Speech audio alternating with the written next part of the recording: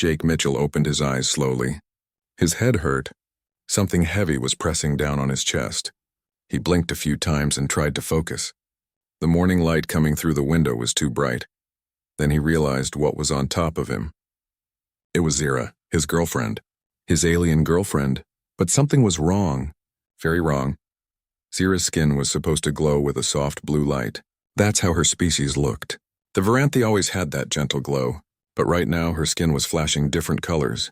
Blue, then green, then purple, then back to blue. The colors changed fast like a broken light bulb. Zira? Jake said. His voice came out rough and dry. Zira, wake up. She didn't move. Her breathing was soft and shallow. Too shallow. Jake felt panic rise in his chest. He tried to sit up, but Zira was completely limp on top of him. He had to push her gently to the side. As he moved her, he saw something that made his stomach drop. The small device behind her ear, the translator that let her speak English, was sparking. Tiny blue and white sparks jumped from it every few seconds. Jake looked around the room. His small apartment looked like a storm had hit it. The couch was turned over. The coffee table was on its side. There were black marks on the walls like something had burned them. Papers and books were scattered everywhere. What had happened? Jake pressed his hands to his head and tried to remember. They had dinner last night. He remembered that clearly. Zira made that strange purple soup she loved. He ate pizza. They laughed about how different their foods were. After dinner, Zira said she wanted to teach him something. A meditation technique from her home world. She said it would help him relax and understand her people better. Jake had agreed, why not? He loved learning about her culture. They sat on the floor facing each other. Zira held his hands. She told him to close his eyes and breathe slowly, to clear his mind, to think of nothing but the warmth of her hands. Jake remembered doing that. He remembered feeling calm, peaceful, and then nothing. His memory just stopped. Everything after that was blank. Zira. Jake shook her shoulder harder now. Come on, wake up. Her eyes opened suddenly. They were unfocused and strange. She looked at him but didn't seem to see him. Then she started speaking, but not in English. The words were flowing and musical, full of sounds Jake couldn't make with his human mouth. It was her native language. The translator sparked again, harder this time. Then it made a loud beeping sound and went dark. No, Jake said. He touched the device carefully.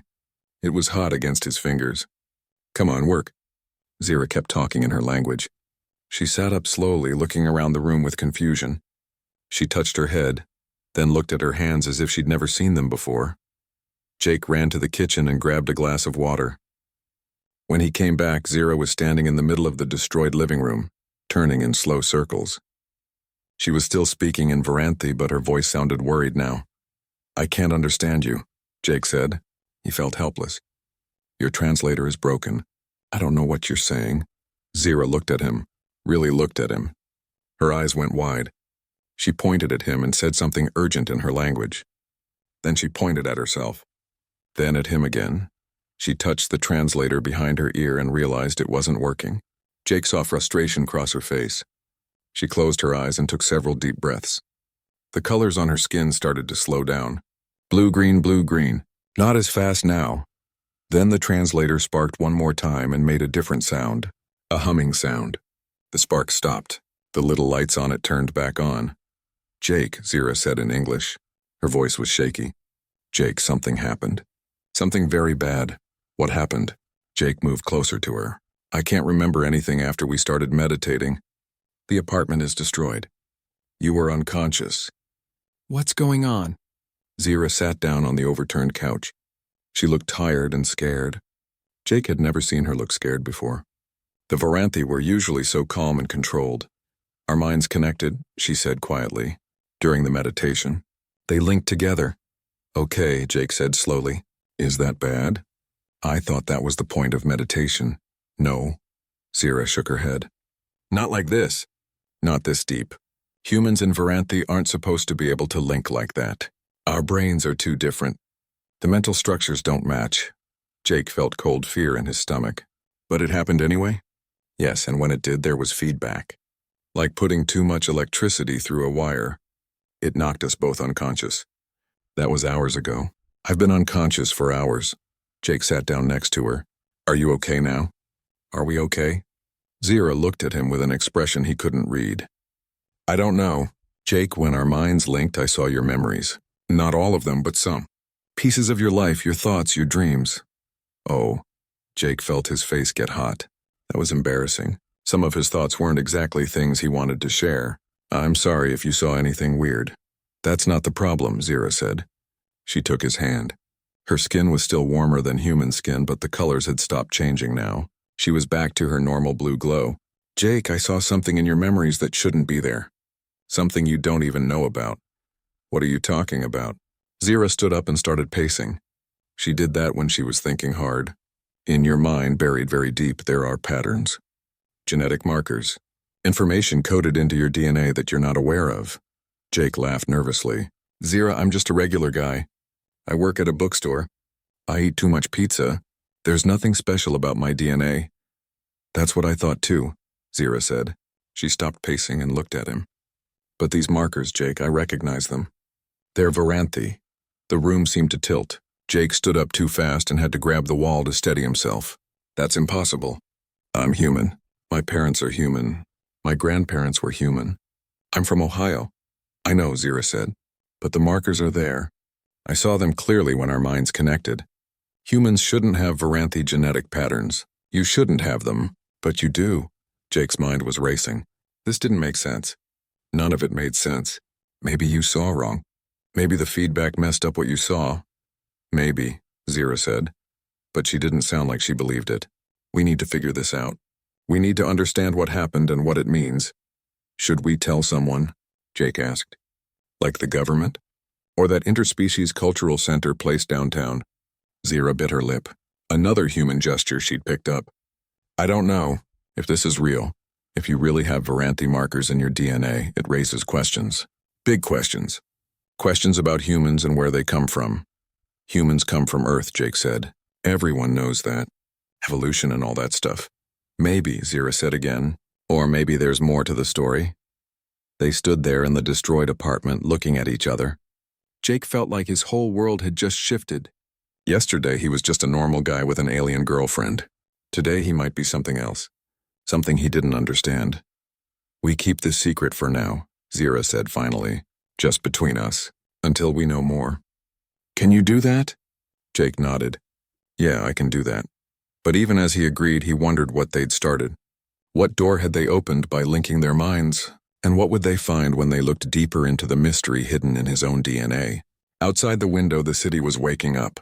Humans and aliens walked the streets together, like they had for 5 years since first contact. Everything looked normal, but Jake knew that nothing was normal anymore. Nothing would ever be normal again. 3 days had passed since the incident. Jake couldn't stop thinking about what Zira had seen in his mind. He kept looking at his hands, his arms, his reflection in the mirror. He looked completely human. But were those Varanthi genetic markers really inside him? Zira had been researching nonstop. She filled their apartment with books and articles about human genetics, Varanthi biology, and the history of first contact. She barely slept. Jake brought her food and made sure she ate, but her mind was somewhere else. We need to talk to an expert, Zira said on the morning of the 4th day. She closed her laptop and looked at Jake. Someone who studies both human and alien biology. Someone who might have answers. Do you know someone like that? Jake asked. He was getting ready for work, putting on his jacket. Dr. Lisa Grant, Zira said. She works at the Interspecies Cultural Center. She's a xenobiologist. She studies how different species can live and work together. Jake paused. Can we trust her? I think so, Zira said. She's published papers about human-alien compatibility, medical compatibility, cultural compatibility. She's one of the top experts in the field. Okay, Jake said. Let's go see her. I'll call in sick to work. The Interspecies Cultural Center was a huge building in downtown. It was built after first contact, a place where humans and aliens could meet, learn, and share their cultures. Jake had been there a few times with Zira. It was always busy, always full of people and aliens of different species. They took the bus downtown. Jake watched the city pass by the window. 5 years ago, seeing an alien on the street was impossible. Now it was normal. There were Varanthi like Zira with their glowing blue skin.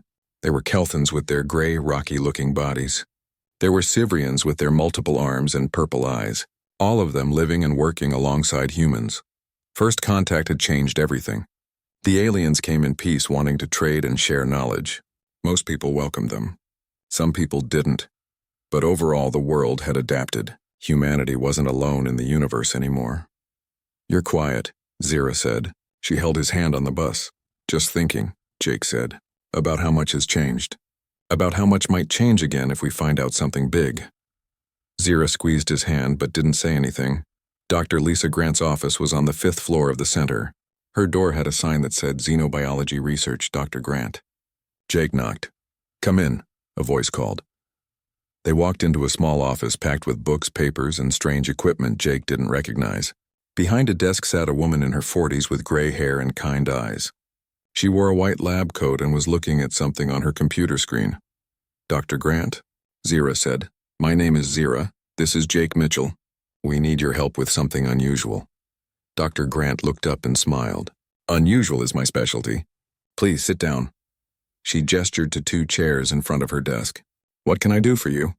Jake and Zira sat down. They looked at each other. "How do you start a conversation like this?" "We had an accident," Zira began. "A mental linking accident during meditation. Our minds connected in a way they shouldn't have been able to." Dr. Grant's eyebrows went up. "That's very unusual. Human and Varanthi brain structures are quite different. Mental linking shouldn't be possible." "That's what I thought too," Zira said. "But it happened. And when it did, I saw something in Jake's mind. In his genetic memory. Varanthi markers." Dr. Grant leaned back in her chair. She studied Jake carefully. "Varanthi genetic markers in a human? That's impossible unless—" She trailed off, thinking. "Unless what?" Jake asked. "Unless there's been mixing somewhere in your family line," Dr. Grant said. "But that's also impossible. Humans and Varanthi can't reproduce together. The biology doesn't work. Can you test him?" Zira asked. "Can you check if what I saw was real?" Dr. Grant nodded slowly. "Yes, I can run tests. But I have to ask, why come to me? Why not go to a hospital or the government?" "Because we don't know what this means yet," Jake said. "And until we do, we want to keep it quiet." Dr. Grant looked at them both for a long moment. Then she nodded. "I understand. Let me get my equipment." She took Jake to a small lab next to her office. She drew blood from his arm and took a sample of his saliva. She scanned him with devices that hummed and beeped. The whole process took about an hour. "I'll need to run these samples through the genetic sequencer," Dr. Grant said. "That will take a few hours. Why don't you 2 get lunch and come back this afternoon?" Jake and Zira left the center and found a small restaurant nearby. Jake ordered a burger. Zira ordered the vegetable dish she always got. They ate in silence, both thinking about what the test might show. "What if it's true?" Jake asked finally. "What if I really do have Varanthi DNA? What does that mean?" "I don't know," Zira said honestly. "It could mean many things. None of them simple." They finished eating and walked around the city for a while. Jake noticed something he hadn't before. There was a man following them. He stayed about half a block back, but he was definitely following them. Jake pointed him out to Zira. "I see him," Zira said quietly. "Don't look at him directly. Let's go back to the center." They walked back quickly. The man kept following but didn't get closer. When they entered the center, he stayed outside, watching from across the street. "Who do you think he is?" Jake asked. "Could be anyone," Zira said. "Could be nothing. Or could be someone who knows something." Dr. Grant called them back to her office. She looked serious. Very serious. She had papers spread out on her desk and images on her computer screen. "Sit down," she said. "Both of you." They sat. Jake felt his heart beating fast. "The test results are remarkable," Dr. Grant said. She turned her computer screen so they could see it. There were colored patterns and codes Jake didn't understand. "Jake, you do have markers in your DNA that match Varanthi genetic patterns. Not modern Varanthi patterns, but ancient ones. Very ancient." "How ancient?" Zira asked. Her voice was tight. "Based on the decay rate and mutation patterns, I'd say these markers are approximately 50,000 years old." The room went silent. Jake felt dizzy. 50,000 years? That was before recorded human history.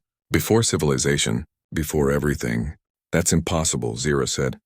"The Varanthi didn't have space travel 50,000 years ago. We couldn't have reached Earth." Unless your people did have space travel and forgot about it, Dr. Grant said.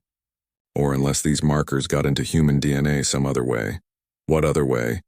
Jake asked. Dr. Grant shook her head. I don't know, but this raises serious questions about human origins, about where your species really came from. There was a knock on the door. Dr. Grant looked annoyed. I'm busy, she called out. The door opened anyway. A young man stuck his head in. Dr. Grant, sorry to interrupt, but there's someone from the Collective Intelligence Bureau here. They want to talk to you about an urgent matter. Jake felt cold. The CIB was the organization that monitored threats to the peace between species. Why would they be here? Dr. Grant looked at Jake and Zira. Did anyone know you were coming here? No, Zira said. We told no one. Then how? Dr. Grant started to say. The door opened wider. A woman in a dark suit walked in. She had short black hair and cold eyes. Dr. Grant, I'm Agent Stevens from the CIB. We need to talk about your recent test subject. She looked directly at Jake. Jake's phone buzzed. He pulled it out and saw a text from his best friend Danny. It said, Dude, something weird is happening. I need to talk to you. It's urgent. Jake showed the text to Zira. She read it and her face went pale. What's happening? Jake asked Agent Stevens. Why are you here? Agent Stevens didn't answer. Instead, she said, Mr. Mitchell, I need you to come with me. We have some questions. He's not going anywhere, Zira said, standing up. Not without answers. Agent Stevens looked at Zira. This is official CIB business. It concerns the safety of human-alien relations. What does that have to do with Jake? Dr. Grant asked. Agent Stevens pulled out a tablet and showed them a map. There were red dots all over the city. These are locations where humans have reported unusual mental experiences in the past 72 hours. Dreams of places they've never been, memories that aren't theirs, thoughts in languages they don't know. Jake felt his stomach drop. How many? 15 so far, Agent Stevens said. And Mr. Mitchell, your friend Danny Rogers is one of them. Jake sat in the CIB facility with Danny. They were in a plain white room with no windows. Agent Stevens had brought them here 2 hours ago. She said it was for their safety, but it felt more like they were prisoners. Danny looked tired and scared. He was Jake's best friend since high school. They'd played video games together, gone to concerts, shared everything. But now Danny looked like a stranger. His eyes had a distant quality, like he was seeing things that weren't there. When did it start? Jake asked quietly. 3 days ago, Danny said. I woke up in the middle of the night with this dream still in my head. But it wasn't like a normal dream. It felt like a memory. I was standing in a city I'd never seen before. The buildings were tall and made of something that glowed. The sky had 2 suns. Jake felt chills run down his spine. What else? I started having more of them, Danny said. Every night. Sometimes during the day too. And yesterday, I started hearing a voice in my head. Not in English. In some other language I shouldn't know. But I understood it anyway. Before Jake could respond, the door opened. Zira walked in with Dr. Grant. Behind them was Agent Stevens. We've been discussing the situation, Dr. Grant said. She sat down at the table with them. Jake, Zira told me about your friend Danny. I ran the same tests on him that I ran on you. And? Jake asked. He has the same markers, the same ancient Varanthi genetic patterns. Danny looked confused. What does that mean? I'm not alien. I'm human. My whole family is human. Your family is human, Dr. Grant said gently. But somewhere far back in your ancestry, someone added Varanthi DNA to the human gene pool. Or rather, someone designed humans with Varanthi DNA already in them. That's crazy, Danny said. But he didn't sound sure. Agent Stevens stepped forward. It's not just you two. All 15 people experiencing these awakenings have the same markers. We've tested them all. Awakenings, Zira said. Is that what you're calling it? We don't have a better word, Agent Stevens said. Their dormant Varanthi genes are activating. They're starting to develop abilities similar to the Varanthi, mental abilities. Jake thought about the mental link he'd shared with Zira, about how his mind had connected with hers in a way that shouldn't have been possible. It's not just developing abilities, he said slowly. It's remembering. We're remembering things that were hidden in our DNA. Dr. Grant nodded. Genetic memory. It's rare, but it exists. Information passed down through DNA from generation to generation. But why now? Danny asked. Why are these genes activating now after 50,000 years? Everyone looked at Zira.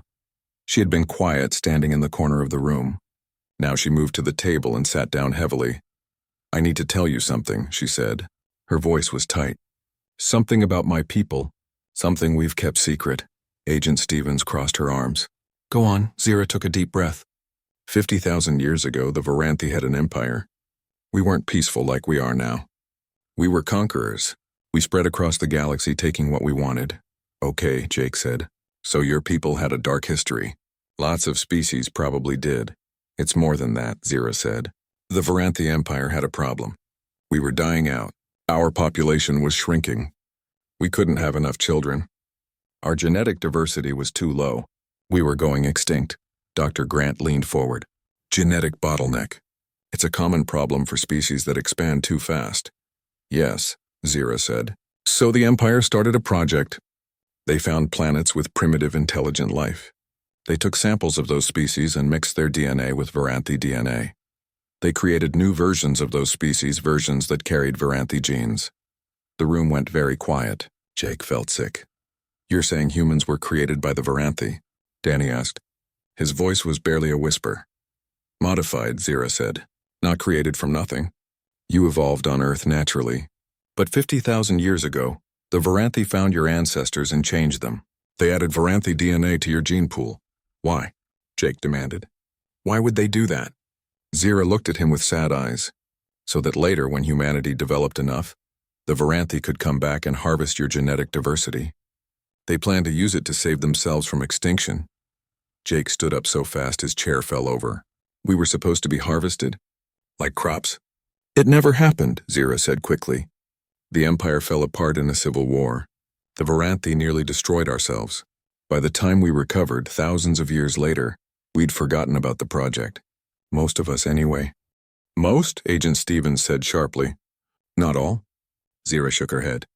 When the modern Varanthi government made first contact with Earth 5 years ago, some of the older records were reviewed.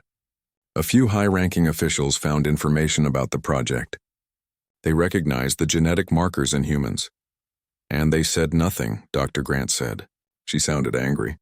They knew humans were part Varanthi and they kept it secret. They were afraid, Zira said. Afraid that if humans learned the truth, there would be war. Afraid that their own people would be ashamed of what their ancestors had done. Afraid that the fragile peace between our species would collapse. Jake felt betrayed. He looked at Zira, the woman he loved. Did you know? Before our minds linked, did you know? No, Zira said. Tears were running down her blue glowing face. I swear to you, Jake, I didn't know. I only learned the truth after I saw the markers in your mind. I contacted my government and demanded answers. That's when they told me everything. What else did they tell you? Agent Stevens asked. Zira pulled out her phone and showed them a message. They ordered me to come home. They said I need to suppress any evidence of human Varanthi connection. They said I need to end my relationship with Jake and stop investigating. If I don't, they'll declare me in exile. Why are the genes activating now? Dr. Grant asked. What triggered it? The presence of Varanthi on Earth, Zira said. When we made first contact, we brought our technology, our medicine, our culture. We brought ourselves. The dormant genes in some humans started to wake up, responding to the presence of modern Varanthi. So this is going to keep happening, Jake said. More people are going to start awakening. Yes, Zira said. And my government wants to stop it. They want to suppress the awakenings, hide the evidence, and make sure the truth never comes out. Agent Stevens looked grim. The CIB has received orders from higher up. We're supposed to contain all awakened humans and keep this quiet, for the good of human-alien relations. You mean cover it up, Danny said bitterly. You're going to lock us up and pretend we don't exist. I didn't say I agreed with the orders, Agent Stevens said. I'm telling you what's happening. The door opened again. 2 more CIB agents walked in. They wore body armor and carried weapons. Agent Stevens, one of them said. We've been ordered to transfer the awakened individuals to a secure facility. All of them, including the ones here. What kind of secure facility? Jake asked. The agent didn't answer. He moved toward Danny. Come with us, please. No, Danny said. He stood up. I'm not going anywhere. The agent reached for Danny's arm. The moment he touched Danny, something happened. There was a flash of light. The agent flew backward and hit the wall hard. He slumped to the floor unconscious. Everyone stared at Danny. He looked at his hands in shock.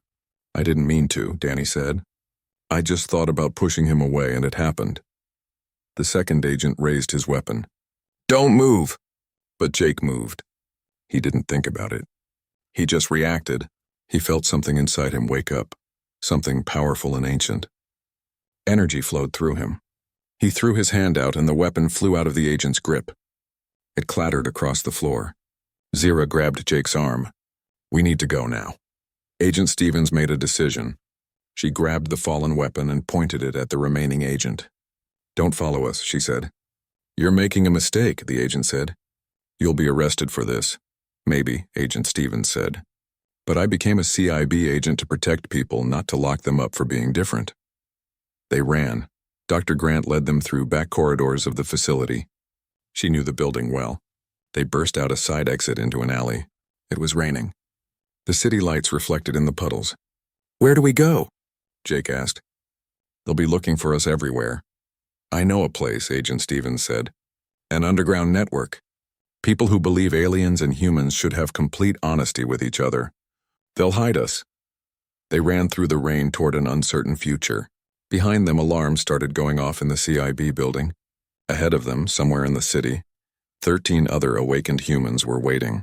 They didn't know it yet, but they were all about to become fugitives together. Jake looked at Zira as they ran. She had given up everything for him. Her home, her government's approval, maybe even her whole species.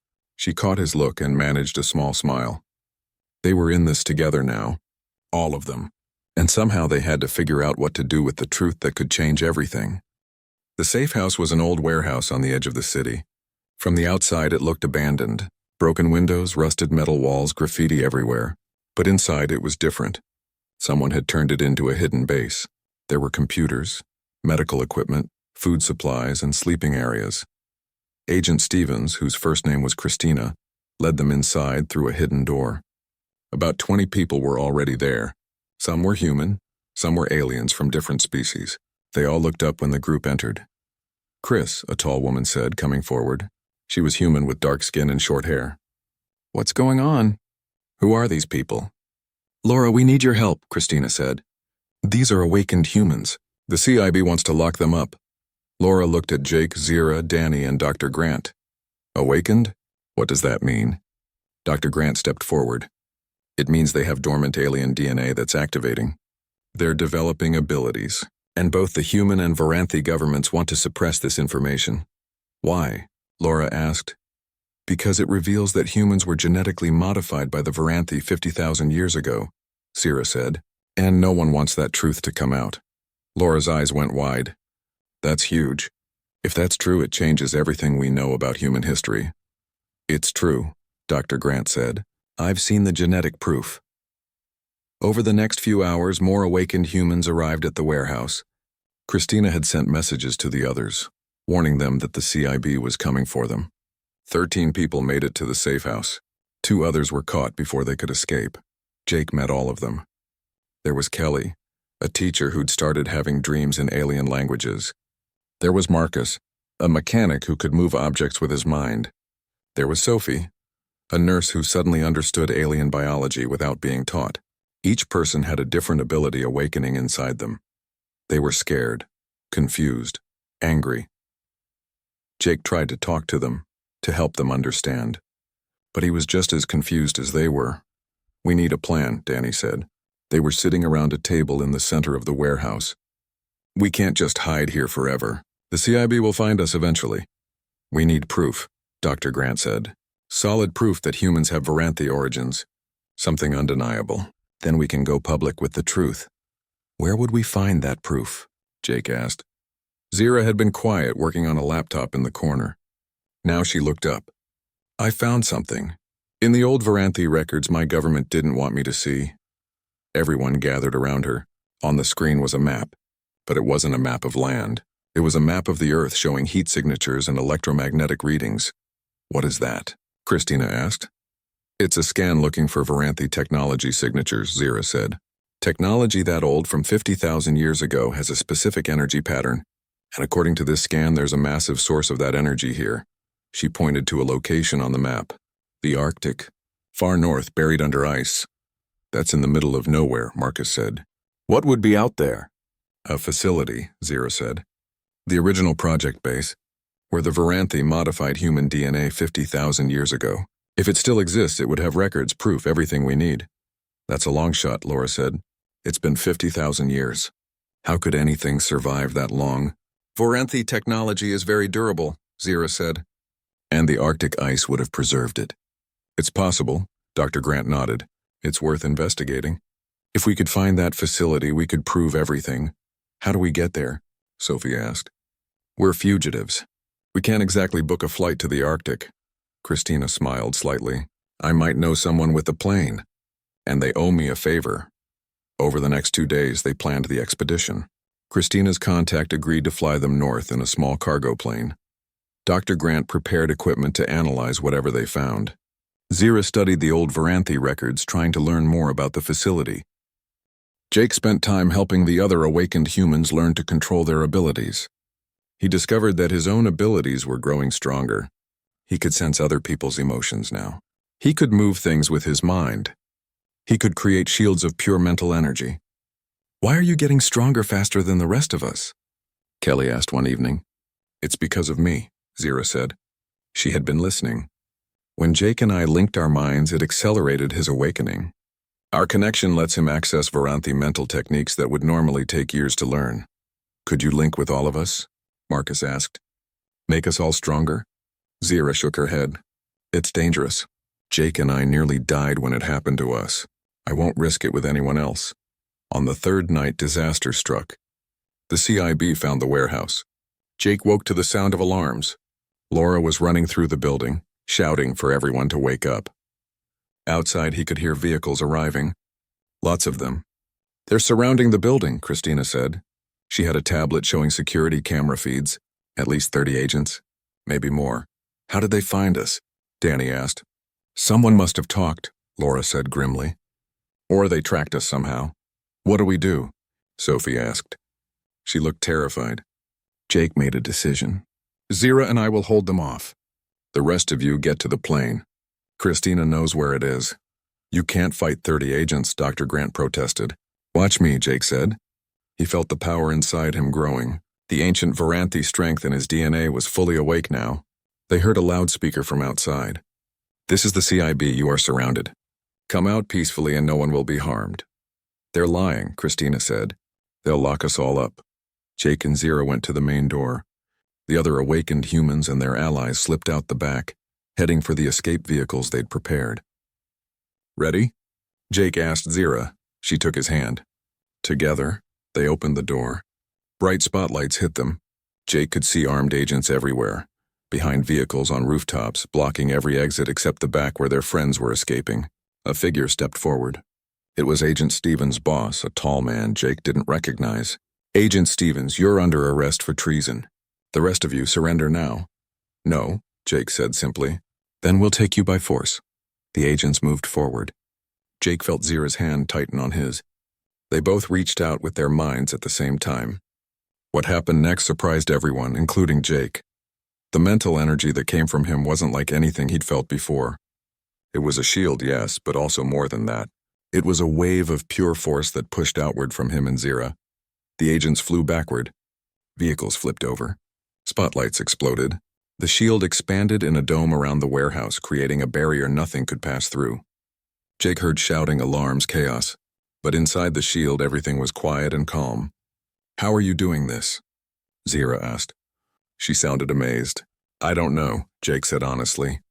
The power was flowing through him like a river. It felt natural, like breathing. But I can hold it, go, get everyone to safety. I'm not leaving you. You have to. Someone needs to reach that facility in the Arctic. Someone needs to find the proof. Zira looked torn. Then she kissed him quickly. Don't die, Jake Mitchell. I'll try not to. Zira ran to the back of the warehouse. Jake heard vehicles starting up, driving away. He kept the shield up, pouring everything he had into it. The CIB agents were trying to break through with weapons, with equipment, with everything they had. But the shield held. Then Jake felt something new. Another mind touching his. A Varanthi mind, but not Zira's. This one was hostile. He looked up and saw a Varanthi strike team arriving. They wore black armor and carried advanced weapons. These weren't regular agents. These were soldiers sent by the Varanthi government. The leader of the strike team pointed something at Jake, a device that hummed with energy. Jake felt it probing his shield, looking for weaknesses. "You cannot win, human," the Varanthi leader said in accented English. "Your awakening is not complete. You are not strong enough to fight us." Jake gritted his teeth. The leader was right. He could feel his strength fading. He'd been holding the shield for 10 minutes, and it was exhausting. He couldn't keep it up much longer. But then something incredible happened. He felt other minds joining his. The other awakened humans. They hadn't fled. They were still here, still with him.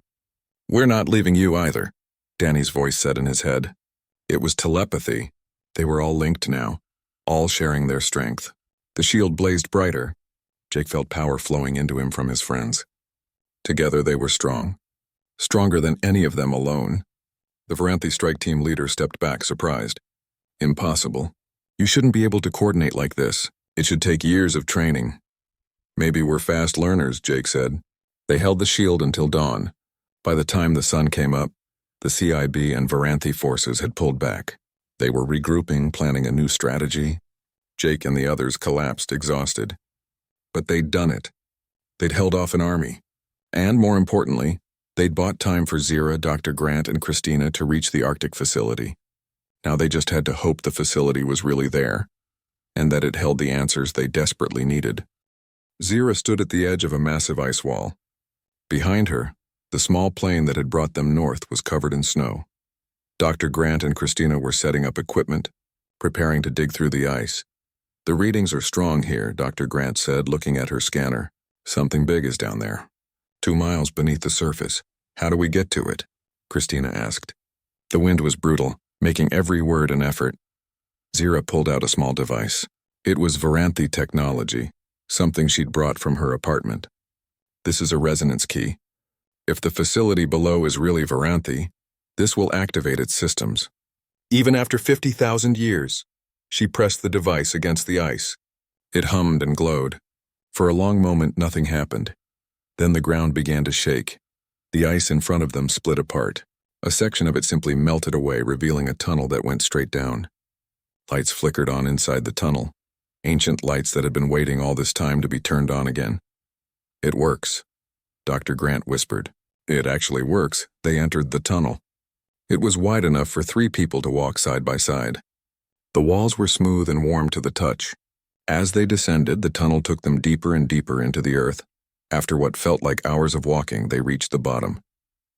The tunnel opened into a massive chamber. It was as big as several football fields, with a ceiling so high they could barely see it. And everywhere there were machines, computers, equipment, and rows upon rows of glass chambers. "This is it," Zira said quietly. "This is where they did it. Where they modified humanity." Dr. Grant went straight to the nearest computer terminal. "These systems are still active. The facility has its own power source, something that's been running for 50,000 years. Christina walked to the glass chambers. Most were empty, but a few still had something inside them. "What are these?" she called out. Zira joined her and felt her stomach turn. Inside the chambers were bodies. Ancient human ancestors preserved perfectly by the technology. "These are the test subjects," she said. "The humans the Varanthi experimented on." Dr. Grant accessed the computer system. Data began flooding across the screens. "I'm seeing records," she said. "Thousands of them. The entire project is documented here." Zira read over her shoulder, and the more she read, the sicker she felt. The Varanthi Empire hadn't been kind or gentle. They'd taken human ancestors and changed them, sometimes successfully, often not. The failures were discarded. The successes were released back into the wild to breed and spread the modified genes. "It says here the project lasted for 2,000 years, Dr. Grant said. "They modified hundreds of thousands of humans during that time. They wanted to make sure the Varanthi genes spread through the entire human population." "Why?" Christina asked. "Why go to all this trouble?" Dr. Grant scrolled through more files. "Because the Varanthi were dying. Their species had a genetic bottleneck. They needed new genetic material to survive. So they created humans as a living gene bank. They planned to return in 50,000 years, once humanity had developed enough diversity, and harvest it. Harvest it how? Christina demanded. Zira found that file. She wished she hadn't. They were going to take human DNA and reintegrate it into the Varanthi genome. They would have saved themselves, but it would have meant using humanity as breeding stock. Taking our children, our genes, our future. The three of them stood in silence, processing this horror. But they never came back, Dr. Grant said finally. The Empire fell. Yes, Zira said. She found another set of files. The Varanthi had a civil war. It destroyed them. By the time they recovered thousands of years later, they'd forgotten about this project. The records were lost. Only a few fragments remained, and most modern Varanthi never knew they existed. Christina walked to the center of the chamber. There has to be more. The people who built this place, did they leave anything else? Zira searched through the system. Then she found something, a separate database sealed with multiple encryptions. There's something here, something hidden even from the main project. Dr. Grant helped her break through the encryptions. It took time, but eventually they accessed the sealed files. What they found changed everything. It's a message, Zira said, from the project leaders. From the Varanthi who created this place. She played the message. A hologram appeared in the center of the room. It showed 3 Varanthi, older ones wearing the style of clothing from 50,000 years ago. One of them began to speak. The facility's computer translated it into English. If you are hearing this, then you have found our facility. You have learned the truth about humanity. And for that we are sorry. The hologram paused and the Varanthi looked genuinely sad. We created this project to save our species, but in doing so we committed a terrible crime. We took an emerging intelligent species and changed them for our own benefit. We treated them as tools, as resources to be used. We did not consider that they were people with their own right to exist freely. Another Varanthi stepped forward. As the project continued, some of us began to doubt what we were doing. We saw how the modified humans were developing. They were not just genetic material. They were becoming something unique. Something special. They deserved to be free. The third Varanthi spoke. But by then, the modifications were complete. The genes were in the human population. We could not undo what we had done. So instead, we made this recording and sealed this facility with everything humanity would need to understand their origins. The first Varanthi spoke again. We leave you knowledge, technology, everything we learned about genetics, about space travel, about energy production. Consider it reparations for what we did to your species. You were created as tools, but you became people. That was never our intention, but it is what you are. And people deserve freedom, truth, and the tools to build their own future. The hologram faded. The 3 women stood in silence. They felt guilty, Christina said. They left all this for humanity to find. But we never found it until now, Dr. Grant said, because the modern Varanthi kept it secret. Zira sat down heavily. My people knew, not all of them, but enough. High-ranking officials. They knew humans had Varanthi origins. They knew about this facility, and they kept it secret because they were ashamed. Ashamed of what their ancestors did. Afraid of how humans would react. We need to get this information out, Christina said. All of it. The whole world needs to know. Back in the city, Jake and the other awakened humans were still holding the warehouse. They'd managed to keep the CIB and Varanthi forces at bay for 3 days, but they were exhausted. Jake didn't know how much longer they could last. Then he felt something. A pulse of mental energy so powerful it made him gasp. It came from the north, from where Zira had gone. Suddenly, he was seeing through Zira's eyes. He was in the facility. He was reading the message from the ancient Varanthi. He was understanding everything. And he wasn't alone. Every awakened human on Earth felt it. The mental pulse connected them all. Through Jake's connection with Zira, the truth spread like wildfire. Jake opened his eyes and smiled. She found it. She found the proof. But the connection didn't stop there. The pulse was so strong that it reached beyond the awakened humans. It touched every Varanthi on Earth. It touched Varanthi on ships in orbit. It spread across the solar system. Everyone knew. The secret was out. In the CIB command center, monitors started going crazy. Reports flooded in from around the world. Awakened humans were appearing everywhere, hundreds of them, all sharing the same mental broadcast. The truth about humanity's origins was spreading faster than anyone could stop it. The Varanthi strike team leader received a message from his government. He read it and lowered his weapon. "We've been ordered to stand down," he said. "The council has decided to confirm the truth publicly." Within hours, every news channel on Earth was broadcasting the story.